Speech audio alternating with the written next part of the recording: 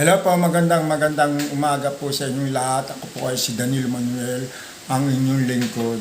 Dito po ako ngayon sa aking YouTube channel, dito sa AM Purkit Vlog Mo. Ito po, dalawa po ang ating pag-uusapan ngayon po sa ating YouTube channel. Ang pag-uusapan natin ngayon ang dalawang pinagsanib puwersa ng Amerika, ang ICC at ang dalawang pumunta sa atin at dumalo ang dalawang Amerikanong si US Lord Austin at si US Secretary of Defense na si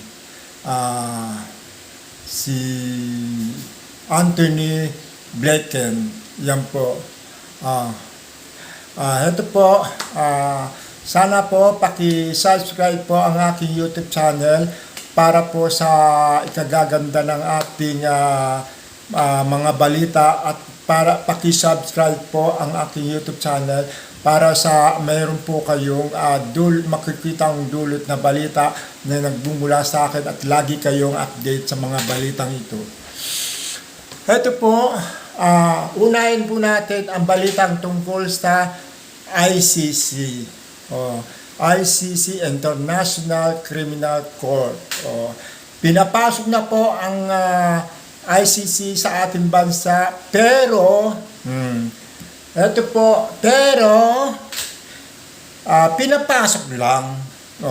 Tama ang sabi ni Antonio Triales na pupunta na ho dito ang International Criminal Court. Pero hanggang doon lang, di ba? Pero ang mga unang mga balita, yung hindi pa nakakapasok, ang mga DDS na mga opisyales nangangatog dahil sa akala nila ay dadamputin na sila, pero hindi pa.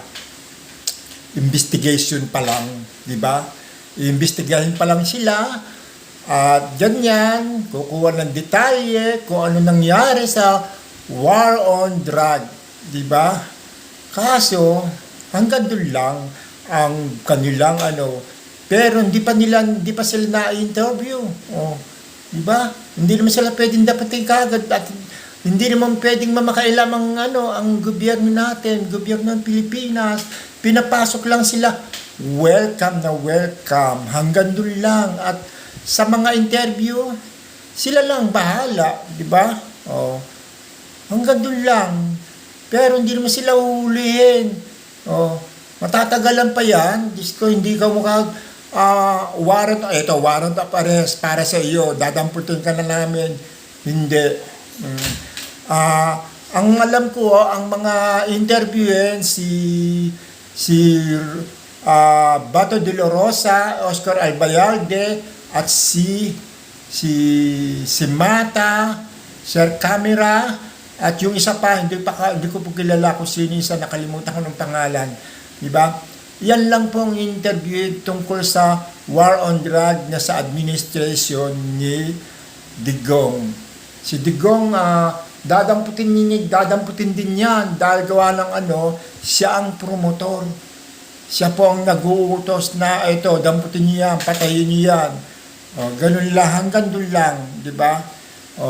Ibig sabihin, ang mga ICC ay totoong merong nangyari sa Pilipinas na kumbaga, totoo ang mga sinabi ni Antonio Triales na meron talaga war on drug na maraming namatay dito sa atin sa war on drug. Di ba? Kaya, wala namang dadalhin pang ang mga arrest warrants, wala pa. I-interviewin pa lang yan sa mga DDS sa mga alagad ng DDS ni ni Digong. Si Digong ay maaaring saka lang tumanda, saka dadamputin, parang ugod-ugod na ikukulong pa. Di ba? Ano mangyayari sa kanya? Ano pa makukuha ko sa kanyang ano, kung matanda na siya, kaawa lang siya doon sa kulungan. Kung gano'n ang mangyayari,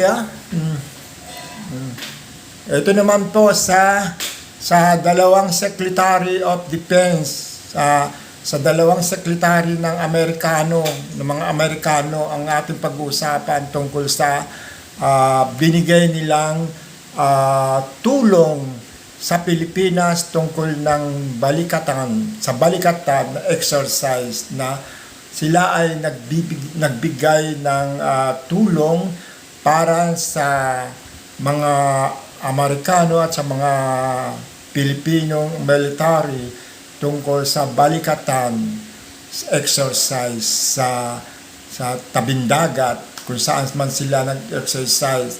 Nagbigay po sila ng $500 million. Ang laki niyan, ha? Malaki ang tulong para sa mga ating kapulisan at mga sundalo ng mga balikatan exercise. O di ba? Nagbigay si Joe Biden, ang US President ng Amerika. Nagbigay ng $500 milyon. Ang laki, di ba? Kung sa akin lang kabuhayan na yan, di ba? Malaking tulong niya sa mga sundalo sa exercise natin. Paano po? Hanggang dito na lang po ako. Sana po ma-subscribe po kayo para may mayroong laging balita para sa akin. Pesansa na po kayo, wala po akong makapapakita sa inyo mga stream. Ito po ay salitaan lang po sa inyo, magandang balita tungkol sa mga nangyayari sa atin sa Pilipinas. Pero yung mga screenshot, mga screen na balita ngayon, wala po akong maibibigay sa inyo. Sige po, maraming pang salamat po sa inyong lahat. Thank you po. Salamat.